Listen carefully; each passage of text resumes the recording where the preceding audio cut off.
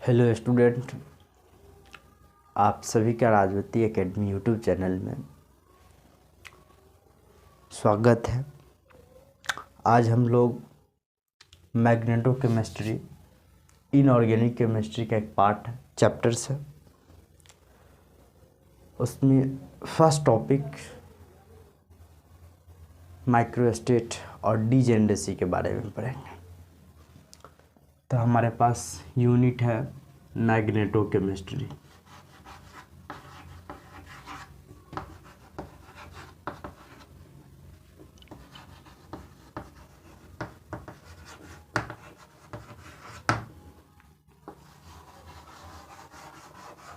यही है हमारे पास यूनिट मैग्नेटोकेमिस्ट्री।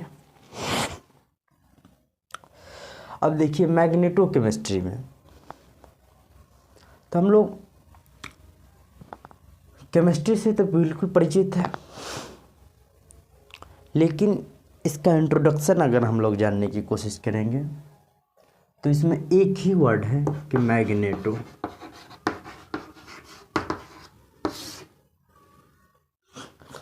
जिससे हम लोग भली भांति परिचित है पूर्व के क्लास में कि मैग्नेटो है क्या। यह मैग्नेट से निकला हुआ, इसको हम लोग क्या पढ़ते थे, चुंबक। और केमिस्ट्री में चुंबक का मतलब किसी भी चीज़ को केवल सिंपली वर्ड में ये नहीं कर देना कि खींचना। इसमें मैग्नेट के रूप में अगर जानते हैं तो इसमें पैरामैग्नेटिक आ जाता है,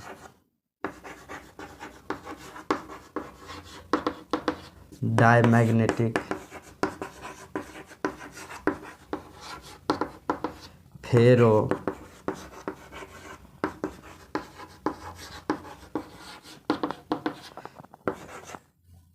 एंटीफेरो,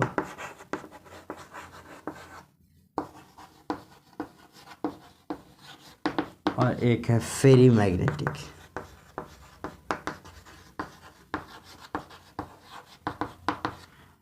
सबस्ट्रांस, ठीक है, सबके आगे सबस्ट्रांस लगा दीजिए। तो यही है पैरामैग्नेटिक, डायमैग्नेटिक, फेरोमैग्नेटिक, एंटीफेरोमैग्नेटिक और फेरी मैग्नेटिक सबस्ट्रांस। तो पैरामैग्नेटिक, डायमैग्नेटिक, पैरामैग्नेटिक क्या होगा, जो अपनी ओर खींचेगा तो पैरामैग्नेटिक होगा। डायमैग्नेटिक रिपेल करेगा, अपने से दूर भगा देगा, ठीक है। फेरोमैग्नेटिक यह स्ट्रांगली अट्रैक्ट करेगा टुवर्ड्स इटसेल्फ, अपनी ओर। या एंटी फेरोमैग्नेटिक यह स्ट्रांगली रिपेल कर देगा। और फेरी मैग्नेटिक सबस्टांस एक अलग प्रकार के प्रॉपर्टी को शो करेगा, ठीक। तो यह भी हम लोग पढ़े कि पैरामैग्नेटिक कब होगा, जब unpaired number of electron present होगा तो पैरामैग्नेटिक। जब paired number of electron present होगा या फिर इम्पटी ऑर्बिटल खाली होगा तो क्या होगा, डायमैग्नेटिक होगा। तो ये सब हम लोग पूर्व के क्लास में पढ़ चुके हैं कि मैग्नेटिक प्रॉपर्टीज ऑफ कॉम्प्लेक्सेज या मैग्नेटिक प्रॉपर्टीज ऑफ कंपाउंड कैसे हम लोग निकालते थे। तो म्यू बराबर एक ही फॉर्मूला हम लोग जानते थे, √n/n+2y × Bm, जहाँ Bm को हम लोग बोर मैग्नेट्रॉन कहते थे। क्या कहते थे, तो बोर मैग्नेट्रॉन।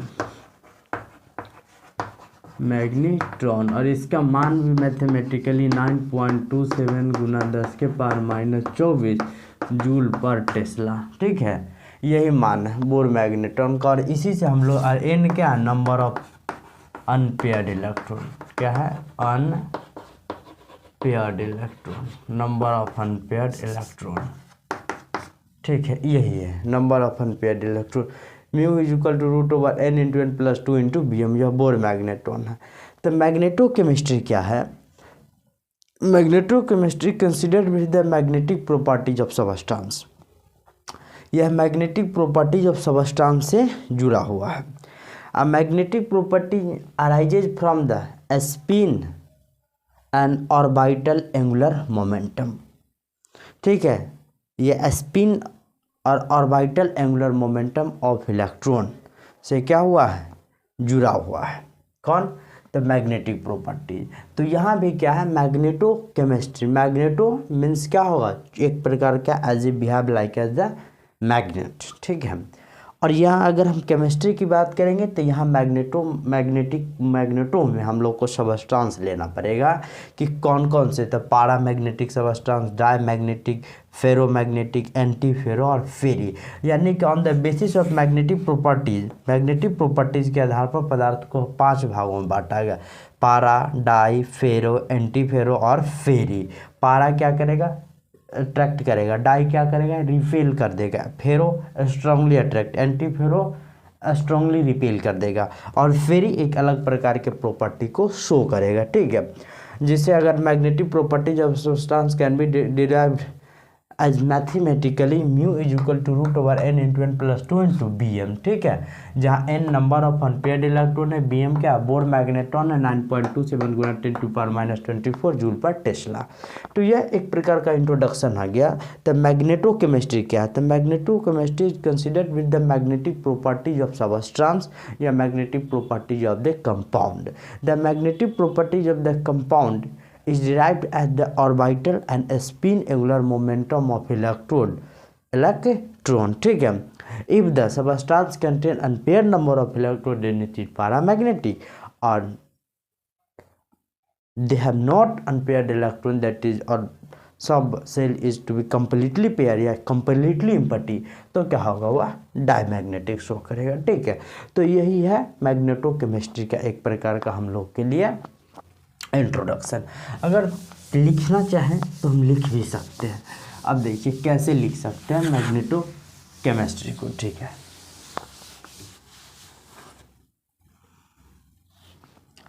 तो लिख सकते हैं अगर डिफिनीशन या इंट्रोडक्शन में,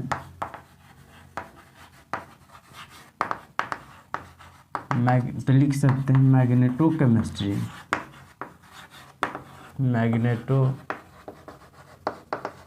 chemistry considered with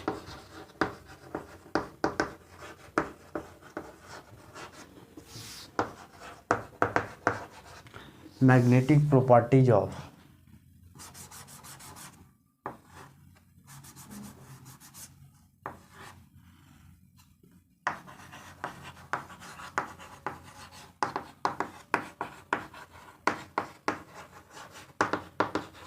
magnetic properties of compound,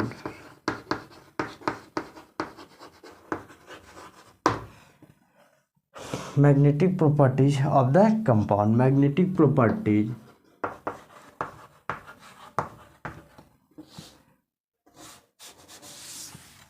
magnetic properties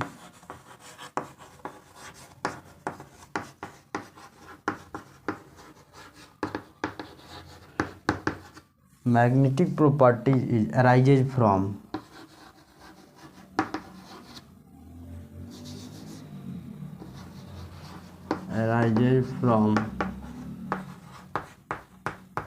a spin and orbital angular momentum of electrons contained in a compound,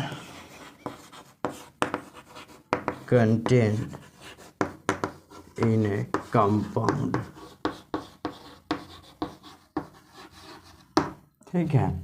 if the substance, if यदि unpaired electron is present,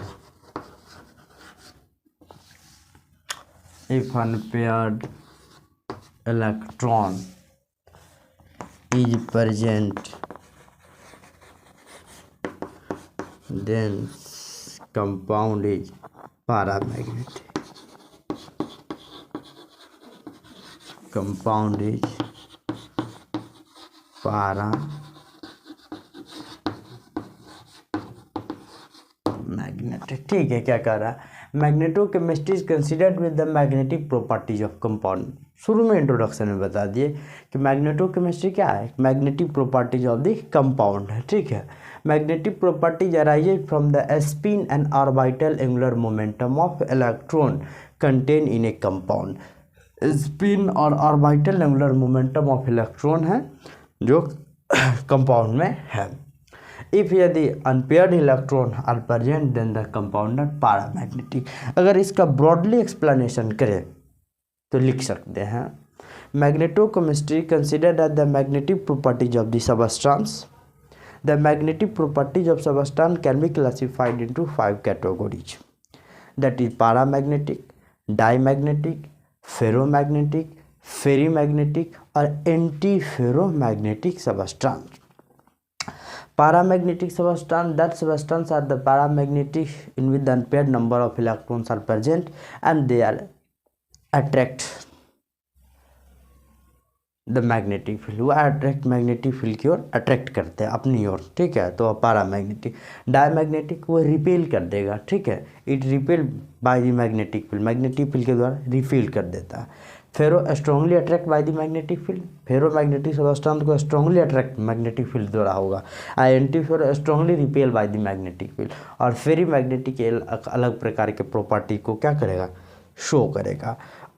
और इसको हम लोग लिख सकते हैं कि magnetic properties can be derived from the following formulas.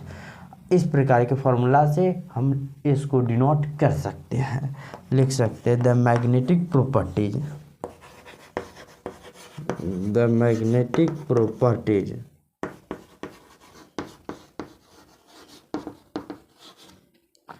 can be described as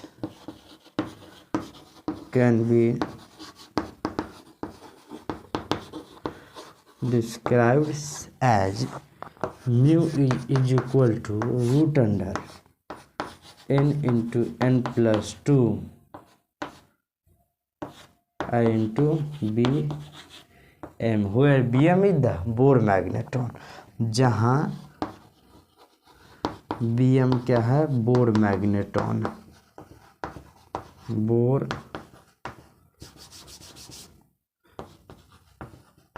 magneton. और इसका मान जो होता है 9.27, ठीक है, इंटू 10⁻⁻24 जूल पर टेस्ला। क्या है, जूल पर टेस्ला होता है किसका, इस बोर मैग्नेटॉन का मान। आयन तो जानते ही हैं, नंबर ऑफ अनपेयर्ड इलेक्ट्रॉन। अब यह जो म्यू है आगे चलकर इसी इक्वेशन में एक और आ जाता है कि how we can explain the magnetic properties of inner transition metal.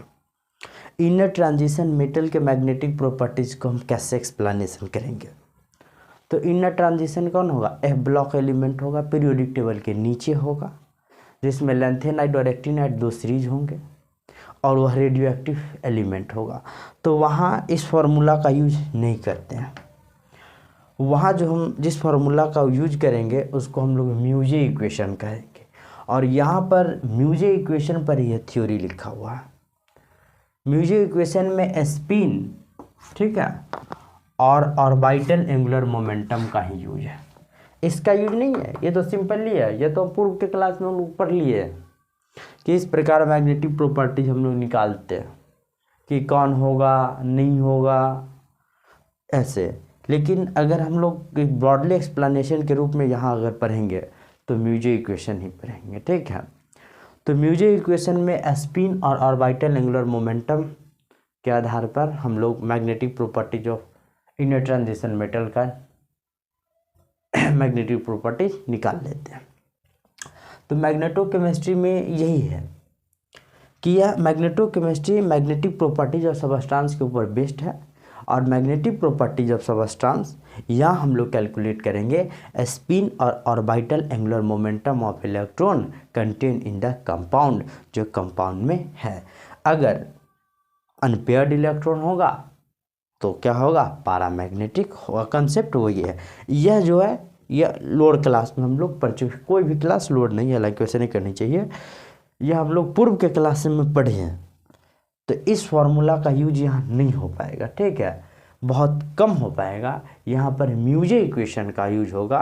और with the help of mu J equation we can also calculate the magnetic properties of the compound. ठीक है, तो उस इक्वेशन को भी हम लिख देंगे यहाँ पर, पहले आप इतना नोट कर लीजिए।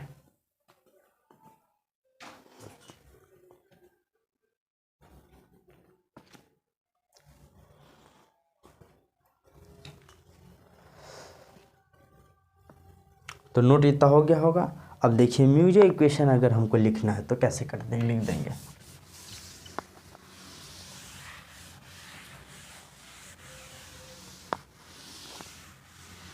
देखिए इसका हम नहीं मिटाया, इसे इसलिए नहीं मिटाया कि अगर म्यूजे इक्वेशन हमको लिखना पड़े।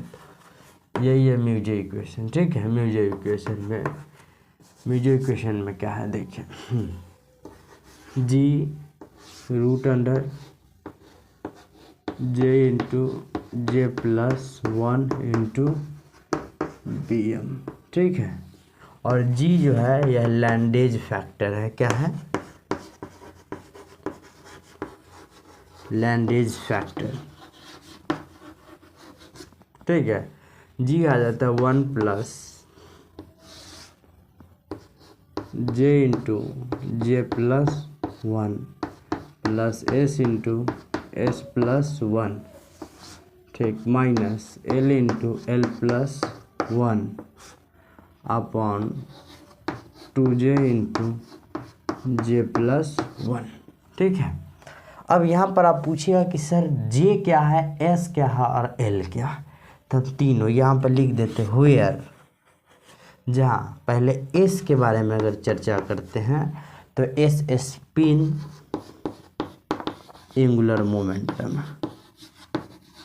क्या है? Spin angular momentum.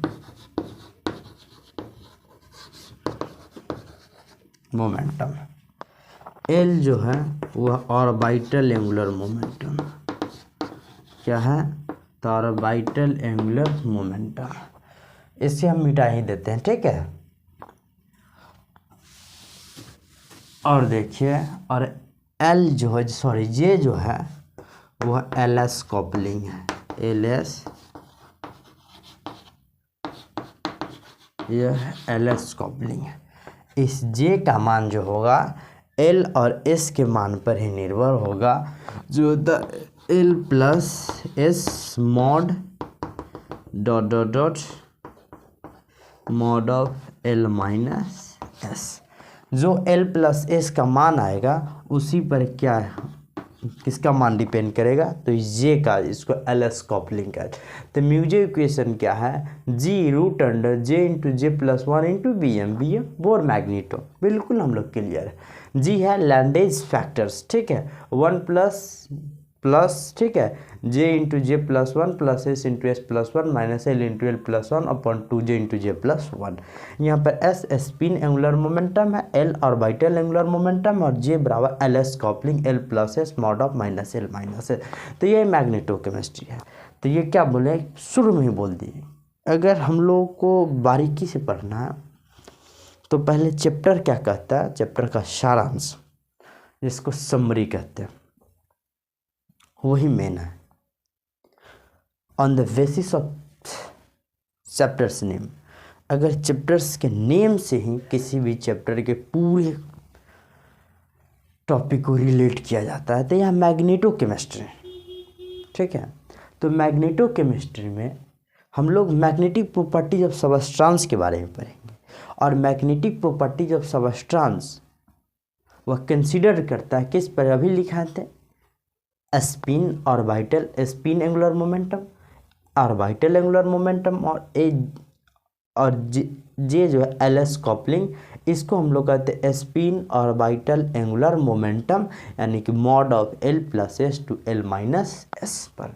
तो यही म्यूजे इक्वेशन के आधार पर, इस आधार पर हम मैग्नेटिक प्रॉपर्टीज ऑफ सबस्टेंस को कैलकुलेट करते हैं। तो यह मैग्नेटोकेमिस्ट्री का एक प्रकार का इंट्रोडक्शन हो गया। अगर कोई पूछ देगा कि मैग्नेटोकेमिस्ट्री क्या है, तो magnetochemistry considered with the magnetic properties of the compound. The magnetic properties of compound is contained spin or and orbital angular momentums of the electrons. On the basis of spin and orbital angular momentum, LS coupling, that is spin orbital angular momentum, also calculate, and the value of G, that is Landes factor, play a major role in the calculation of magnetic properties of the complex from the mu J equation.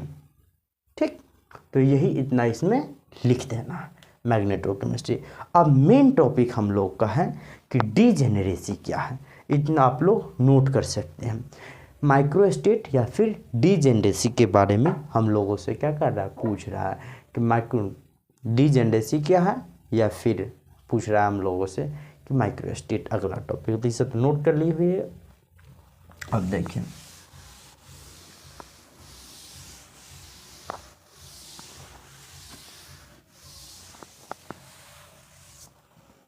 अब हम लोग चर्चा करते हैं किसके ऊपर।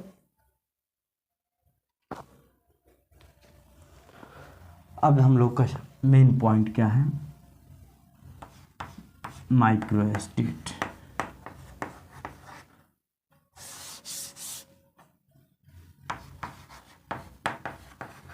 Microstate या इसी को हम लोग डीजेनरेसी भी कहते हैं।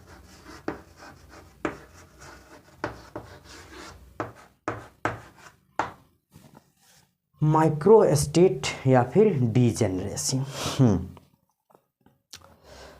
तो माइक्रोस्टेट्स में है, माइक्रो मीन्स क्या हो गया, छोटा, और स्टेट्स मतलब एक प्रकार का अरेंजमेंट कहिए, या एक प्रकार का हम लोग कह सकते हैं उसको अवस्था। ठीक है, तो माइक्रो मतलब छोटे छोटे रूप में इसमें इलेक्ट्रॉन का डिस्ट्रीब्यूशन होगा और अलग अलग तरीक़ों से होगा। The different way of arrangement of electron in given subshell, दिए गए सबसेल में इलेक्ट्रॉन का अलग अलग प्रकार से अरेंजमेंट ही क्या कहलाएगा, माइक्रोस्टेट्स कहलाएगा। ठीक है, जैसे कि एग्जाम्पल में हम लोग को दे दिया कि P2 कॉन्फ़िगरेशन में इलेक्ट्रॉन का अरेंजमेंट कीजिए। तो P के लिए हम लोग बचपन से पढ़कर आ रहे हैं, कितना सबसेल, 3, 2 इलेक्ट्रॉन है। तो अगर इलेक्ट्रॉन का फिलिंग हम लोग 3 ही रूल से जाने, किस किस रूल से, एक हुंड्स रूल, हुंड्स, दूसरा पॉलीज एक्सक्लूजन, और तीसरा ऑफ बाउ प्रिंसिपल। अब इसी 3 नियम के आधार पर क्या है, इलेक्ट्रॉन का अरेंजमेंट। हुंड्स रूल के आधार पर हम लोग क्या पढ़े हैं, electron first filled singly in each orbital, if each orbital is filled with single electron then pairing of electron will be start in reverse order. Pauli exclusion में क्या पढ़े हैं, any orbital in any orbital, किसी एक orbital में 2 electron never be present with parallel direction, 2 electron कभी भी एक डायरेक्शन में नहीं उपस्थित हो सकते। They are always present in a positive direction and the value of all 4 quantum number for this 2 electron are different. दोनों इलेक्ट्रॉन के लिए क्या होगा, क्वांटम नंबर अलग अलग होगा। अब बाउ प्रिंसिपल में हम लोग क्या पढ़े हैं, इलेक्ट्रॉन फर्स्ट फील्डेड या electron the arrangement of electron from lower energy level to higher energy level. If lower energy levels is fully filled then electron goes in higher energy level.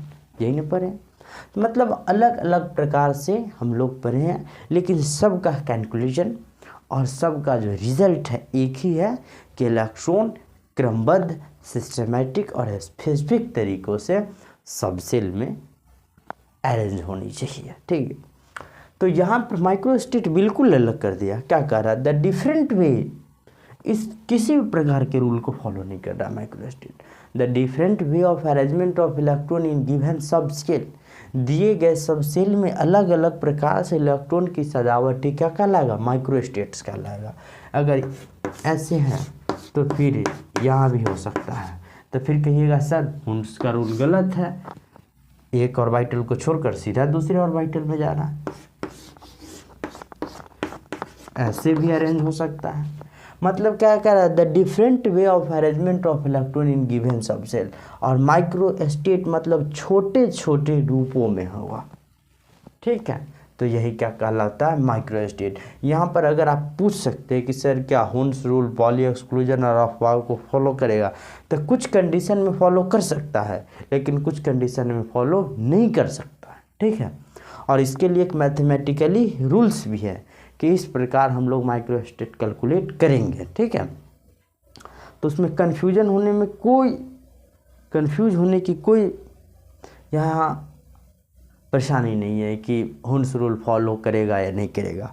हुंस rule यहाँ पर देखिए, हुंस rule follow कर रहा है, electron first फिर single बारी बारी से जाना चाहिए, यहाँ जा रहा है नहीं जा रहा है, यहाँ भी फॉलो कर रहा है, यहाँ भी फॉलो नहीं कर रहा है, लेकिन पॉली एक्सक्लूजन को तो फॉलो कर रहा है कि नहीं, पॉली एक्सक्लूजन को एकदम फॉलो कर रहा है कि दोनों। हाँ, इस प्रकार के अरेंजमेंट कभी भी नहीं होगा, देखिए कि दोनों इलेक्ट्रॉन एक ही डायरेक्शन में हो जाए, यह जो होगा यह नहीं होगा, क्योंकि पॉली एक्सक्लूजन में क्या कर रहा है, all value of all quantum number for this two electron are different, सबका अलग अलग होगा। तो यही है micro states, the different way of arrangement of electron in given subshell that is known as the micro states. ठीक है, तो अगर अब इस P2 में ही देख लीजिए, किसमें, P2 में। अब माइक्रो स्टेट का निकालने के फॉर्मूला दे दिया, n factorial upon r factorial into n minus r के होल फैक्टोरियल। अब देखिए कहिएगा सर n क्या है, तो n total number of electron, क्या है, total number of electron in subshell. ठीक है, और r जो है number of given number of electron in सब सेल, क्या है, given number of electron in सब सेल में गिवन। और फैक्टोरियल एक ही,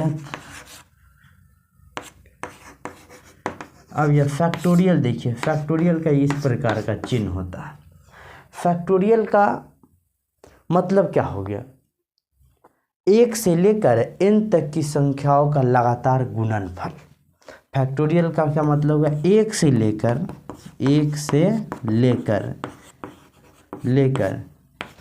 n तक के संख्या का लगातार गुणनफल, ये फैक्टोरियल। जैसे कह दिए हमको 2 का फैक्टोरियल बताओ, किसका, 2 का फैक्टोरियल, तो क्या 2 गुना 1 से लेकर n तक, n क्या है, गिवन नंबर का फैक्टोरियल अगर कर दें निकालने के लिए। जैसे कह दिया हमको 4 का फैक्टोरियल बताओ, तो 4 से लेकर कहाँ तक जाएंगे, या देखिए 1 से लेकर n यहाँ कितना भाई 4 है, n गिवन तो 4 ही है, तो 4 × 3 × 2 × 1, 4 का फैक्टोरियल कितना होता है, 24 होता है। तो फैक्टोरियल क्या, 1 से लेकर n तक की संख्याओं का लगातार गुणनफल ही फैक्टोरियल होगा। लेकिन हमको मैथ नहीं पढ़ना, केवल फैक्टोरियल हम इतना बता दें कि फैक्टोरियल जो संख्या दिया है उससे लेकर 1 तक जाएंगे, गुणनफल उसका मल्टीपल्स करते करते। ठीक है, तो वही हो गया। तो यहाँ पर हम लोग को क्या रखा है कि भाई माइक्रो स्टेट्स क्या है, तो माइक्रो स्टेट्स के लिए क्या आ गया, एक फॉर्मूला ही आ गया, क्या कि n factorial upon r factorial, यही ना है क्या, n फैक्टोरियल अपॉन, तो n क्या कह रहा है, n बराबर टोटल नंबर ऑफ इलेक्ट्रॉन, क्या है, टोटल नंबर ऑफ इलेक्ट्रॉन, और r बराबर given number of electron in subshell, given number of electron in subshell. अब देखिए जैसे कि P2 में कह रहा है, तो P में कितना इलेक्ट्रॉन होता है, 6 अधिकतम, हम लोग पढ़े। S में देखिए, S में कितना इलेक्ट्रॉन, तो S में अधिकतम 2, P में कितना 6, D में कितना तो 10, और F में कितना तो 14। इतना तो हम लोग जानते ही हैं। तब देखिए तो 6 का फैक्टोरियल कर दिए अपॉन आर गिवन कितना दिया 2, तो 2 का फैक्टोरियल इंटू 6 माइनस 2 के होल फैक्टोरियल कर दिए, तो 6 into 5 into 4 into 3 into 2 into 1 चले गए, फिर 2 इंटू 1, फिर इंटू ये 6 में से 2 को अगर हम लोग क्या करेंगे सब्ट्रैक्ट करेंगे तो 4 इंटू 3 इंटू 2 इंटू 1। अब देखिए 4 इंटू 3 इंटू 2 1, यह भी क्या होगा कैंसिल हो गया, कैंसिल हो गया तो कितना हो गया 6 5 जा 30, 30 अपॉन कितना हो गया 2, 30 अपॉन 2 कितना हो गया 15। तो मतलब 15 तरीक़ों से हम P2 के इलेक्ट्रॉन को अरेंज कर सकते हैं, एक मैथमेटिकली दे गया। अब कहेंगे कि इस 15 तरीक़ों में क्या होम रूल को फॉलो करेगा, पॉली एक्सक्लूजन को फॉलो करेगा, तो कुछ कंडीशन में कर भी सकता है लेकिन नियम के विरुद्ध नहीं जाएगा। अगर 15 तरीक़ों से हम रीअरेंज करवाते हैं इलेक्ट्रॉन का तो नियम के विरुद्ध नहीं जाएगा, लेकिन 15 तरीक़ों से अरेंजमेंट किसका होगा P2 का होगा। मतलब P सब सेल में 2 इलेक्ट्रॉन का अरेंजमेंट 15 तरीक़ों से हो सकता है। तो यही माइक्रोस्टेट और डिजेनरेसी है, the different way of arrangement of electron in the given subshell, यानी कि दिए गए सबसेल में इलेक्ट्रॉन के अलग अलग प्रकार की सजावट को ही हम लोग माइक्रोस्टेट्स कहते हैं। तो यहाँ तक हमें नहीं लगता है कि किसी को कोई दिक्कत हुई होगी, क्योंकि सीधा और सिंपल शब्द है। माइक्रोस्टेट क्या है पूरी हमने क्लियर भी किया और मैथमेटिकली डिराइव्ड भी कर दिया, और ये भी हमने कहा कि हुन्स रूल, पॉली एक्सक्लूजन और अबव प्रिंसिपल, ये तीनों के नियम के विरुद्ध नहीं जा सकता है। ठीक है, अब देखिए तो अगर पूछ सकता है तो डिफिनीशन या फिर ऑब्जेक्टिव में पूछ सकता है कुछ भी, तो उसके लिए हम लोग क्या करते हैं लिख लेते हैं कि माइक्रोस्टेट है क्या। तो लिखिए लिखिए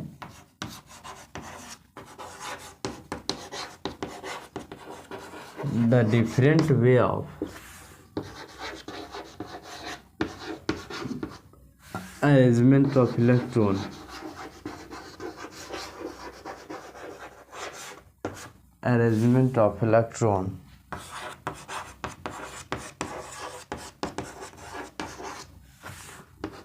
in given subcell, so it is known as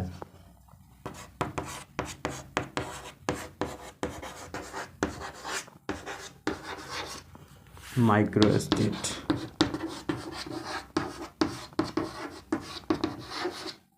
ठीक है, mathematically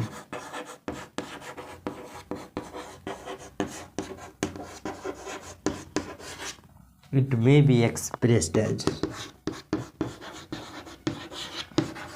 it may be expressed as, ठीक है, n factorial upon r factorial into n minus r के होल फैक्टोरियल हो गया। यही क्या है माइक्रोस्टेट। हुएर जहाँ n बराबर जो होगा, n बराबर क्या होगा total number of electron in subshell, total number of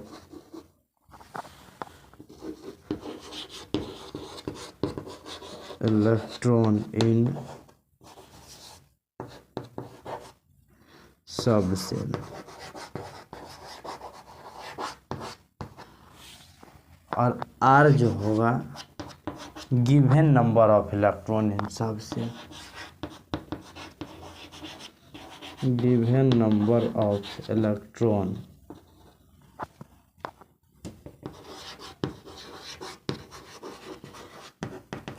in subshell. ठीक है, n factorial upon r factorial into n minus r का होल फैक्टोरियल, जहाँ एन क्या है total number of electron in subshell और आर क्या है given number of electron in subshell. ठीक है, एन इलेक्ट्रॉन की पूरी संख्या है सब सेल, आर दिए गए इलेक्ट्रॉन जो सब सेल में उपस्थित है उसकी संख्या है। तो यही है माइक्रोस्टेट्स। ठीक है, अब किसी भी सब सेल का हम लोग निकाल सकते हैं इसके आधार पर। तो इससे सबसे पहले आप लोग नोट कर लीजिए और उसके बाद हम लोग आगे चलते हैं।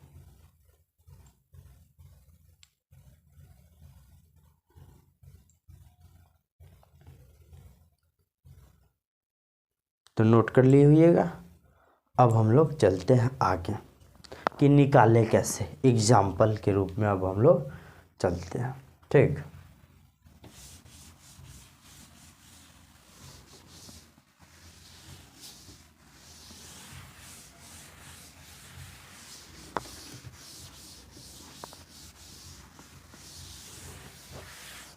अब जैसे कि हम लोग को कह रहा है कि P1 में माइक्रोस्टेट्स निकालना, तो फॉर्मूला क्या है n factorial upon r factorial into n minus r के होल फैक्टोरियल। n p में कितना इलेक्ट्रॉन है तो 6 इलेक्ट्रॉन है, 6 का फैक्टोरियल, 1 का फैक्टोरियल इंटू 6 माइनस 1 के क्या कर दिए होल फैक्टोरियल, 6 इंटू 5 लिख सकते हैं, 5 का फैक्टोरियल कर दिए। 1 का फैक्टोरियल तो 1 ही होगा भाई, होगा क्या, देखो 1 का फैक्टोरियल कह रहा तो 1 गुना 1 बराबर में 1, तो इसे लिखने की कोई ज़रूरत नहीं, तो 1 ही लिख दिया। इंटू 6 में से 1 गया तो कितना 5 का फैक्टोरियल, 5 से 5 कैंसिल, कितना हो गया 6। तो P1 में जो इलेक्ट्रॉन है मतलब P सब सेल में जो 1 इलेक्ट्रॉन है उसे हम लोग 6 तरीक़ों से अरेंज कर सकते हैं। कितने तरीक़ों से, तो 6। जैसे कि देखिए एक बार में यहाँ डाल देंगे, दूसरा बार में यहाँ डाल देंगे, तीसरा बार में यहाँ डाल देंगे, चौथा कैसे हम डालें बताओ,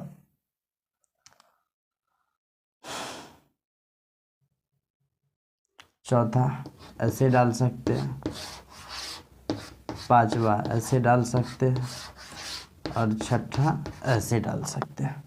मतलब एक बार हम लोग क्लॉकवाइज डायरेक्शन और दूसरा बार एंटी क्लॉकवाइज डायरेक्शन, तो मतलब 6 तरीके से इलेक्ट्रॉन क्या हो गया अरेंज हो गया, किस में P1 में। तो यही है the different way of arrangement of electron in given subshell that is known as the microstates. तो यही माइक्रोस्टेट्स कहलाता है। P1 का हो गया, इसी प्रकार P2 का भी निकाल लेंगे। ठीक है, फिर D1 का निकाल लेंगे, D2 का निकाल लेंगे। तो इससे सबसे पहले आप नोट कर लीजिए कि अगर ऑब्जेक्टिव पूछ सकता है कि how the possible number of microstates in P1 में कितना पॉसिबल माइक्रोस्टेट्स है, तो कितना होगा 6 होगा। रटना नहीं है, मैथमेटिकली कैलकुलेट कर लेना है, बहुत कम समय लगता है, आराम से कैलकुलेशन हो जाएगा। ठीक, तब हम लोग आगे चलते, जैसे कि कह देगा P2 में, किस में, तो P2 में, तो P2 का भी निकाल लेते हैं।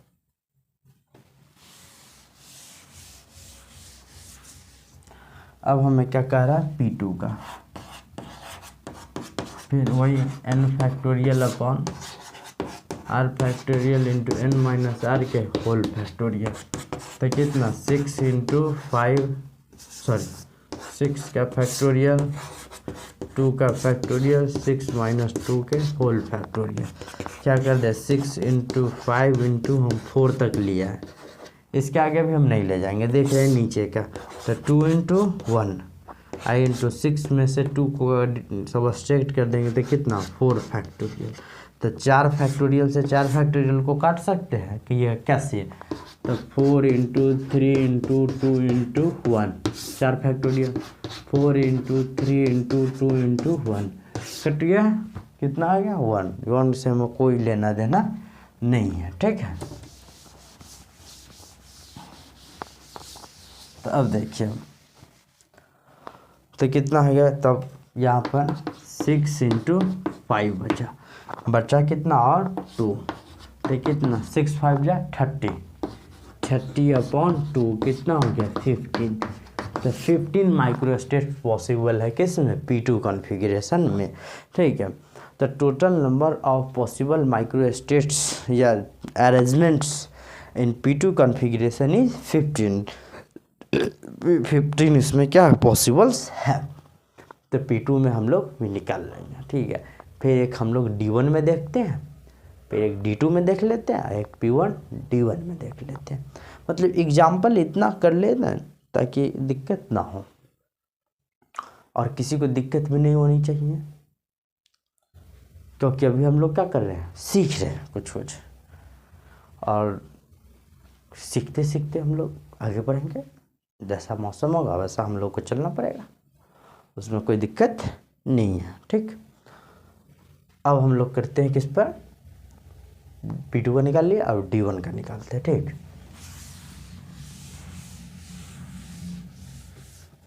अब देखिए D1 का हमसे किसका पूछ दिया है, D1 का। अब वही n factorial upon r factorial into n - r के होल फैक्टोरियल। अब देखिए n total number of electron in D सब सेल, डी पे कितना इलेक्ट्रॉन है भाई, 10। ठीक है, तो ये क्या होगा 10 का फैक्टोरियल, दिया कितना हुआ 1, तो 1 का फैक्टोरियल इंटू 10 - 1 का होल फैक्टोरियल। 1 का फैक्टोरियल हम लोग पढ़े 1 ही, तो 10 × 9 के फैक्टोरियल हम लिख सकते हैं। अभी 9 को भी नहीं काटे हैं, 1 का 1 है वह 10 में से 1 को अगर घटाएंगे तो 9 फैक्टोरियल, 9 से 9 कैंसिल, कैंसिल जब ये होगा तो क्या हो जाएगा, कितना हो गया, तो 10। तो माइक्रोस्टेट्स कितना पॉसिबल है D1 में, 10। कितना है, 10 माइक्रोस्टेट्स पॉसिबल्स है। फिर उसी प्रकार हम लोग को D2 पूछते हैं क्या, कि D2 में कितना माइक्रोस्टेट्स पॉसिबल, किसका हम लोगों को पूछते, D2 का। खत्म हो गया चौक, D2 का। तो D2 का निकालेंगे n factorial upon r factorial into n - r के होल फैक्टोरियल। n में कितना था 10 का फैक्टोरियल, फिर 2 का फैक्टोरियल, 10 में से 2 को क्या करेंगे, हटा देंगे, कितना 10 × 9 × 8 लिख सकते हैं। फिर 2 का फैक्टोरियल, तो 2 × 1, 2 का फैक्टोरियल 2 ही होगा। ठीक है, 2 × 1 = 2, तो इसे लिखने का कोई फायदा नहीं है। ठीक है, 2 ही होगा, इंटू 10 में से 2 गया तो 8 का फैक्टोरियल, 8 से 8 कैंसिल हो गया, 10 9 जा कितना हो जाएगा, 10 9 जा या 9 10 जा, दोनों कर सकते हैं, टेबल हम लोग सबको आता है। तो 10 9 जा कितना होगा 90, 90/2 कितना हो जाएगा 45। तो total number of possible arrangements in D2 configuration is 45 from the microstates। तो डिफिनीशन में भी क्या लिखा हुआ, the different way of arrangement of electron in given subset that is known as the microstates and mathematically it can be also explain, और mathematically भी explain कर रहा है कि अलग अलग अरेंजमेंट होगा इलेक्ट्रॉन का, कहाँ, सब सेल में। तो यहाँ से हम लोग को कोई दिक्कत नहीं है। ठीक है, तो आगे अब हम लोग चलते हैं P1 D1 में एक देख लेते हैं। वो सवाल बहुत पूछता है कि P1 D1 में कितना होगा। ठीक, नोट कर लीजिए इसे। तो अब चलते हैं हम लोग P1 D1 में। कहाँ, P1 D1।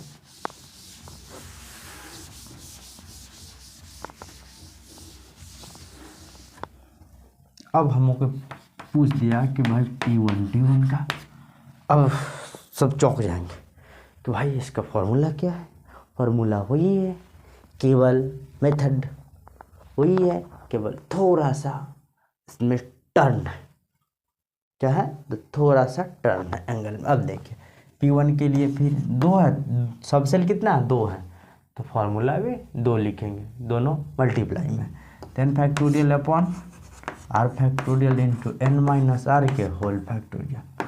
ठीक है, गुना। अब D के लिए भी क्या लिखेंगे, n factorial upon r factorial into n minus r के होल फैक्टोरियल, यह फॉर्मूला है। ठीक है, अब देखिए P1 में कितना, तो 6 है कि नहीं है, 1 है, तो R तो 1 का फैक्टोरियल आई इंटू 6 में से 1 का होल फैक्टोरियल गुना D1 में टोटल नंबर ऑफ इलेक्ट्रॉन 10 दिया, कितना 1 का फैक्टोरियल, 10 में से 1 को क्या करेंगे, घटा देंगे। अब देखिए तो कितना 6 का फैक्टोरियल हो गया, 1 का फैक्टोरियल 1 ही होगा, 6 में से 1 को घटाएंगे तो 5 का फैक्टोरियल आ गया आई इंटू 10 का फैक्टोरियल हो गया अपॉन 1 का फैक्टोरियल 1 हुआ, 10 में से 1 घटा तो 9 का फैक्टोरियल। ठीक है, 9 का फैक्टोरियल आ गया। अब यहाँ पर देखिए 6, तो 6 इंटू 5 फैक्टोरियल लिख सकते अपॉन 5 का फैक्टोरियल। ठीक है, और गुना कर दिए हम 10 इंटू 9 का फैक्टोरियल अपॉन 9 का फैक्टोरियल, 9 से 9 कैंसिल, 5 फैक्टोरियल से 5 फैक्टोरियल, तो 6 इंटू 10 इज इक्वल टू 60। तो टोटल जो होगा 60 माइक्रोस्टेट्स किस में होगा, P1 D1 कॉन्फ़िगरेशंस में होगा। तो यही है माइक्रोस्टेट्स, और इतना ही तक में कुछ भी पूछा सकता है। ठीक है, P2 D1 का पूछा जा सकता है, P1 D2 का पूछा जा सकता है। केवल क्या करेगा, इलेक्ट्रॉन की संख्या को चेंज कर देगा। किसको चेंज करेगा, इलेक्ट्रॉन की संख्या को चेंज कर सकता है। तो यही है माइक्रोस्टेट्स। यहाँ तक किसी भी स्टूडेंट को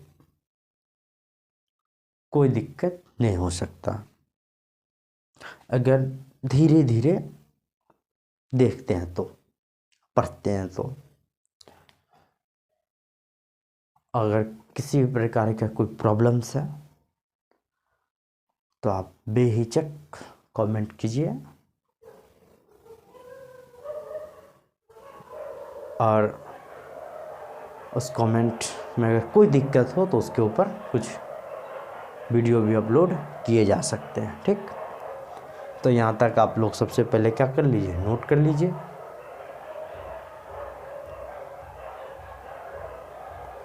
ठीक,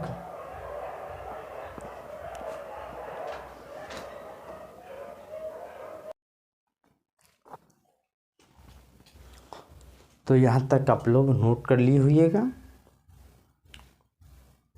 तो आज के सेशन को हम लोग यहीं तक रखते हैं, मिलेंगे अगले लेक्चर में। Thank you.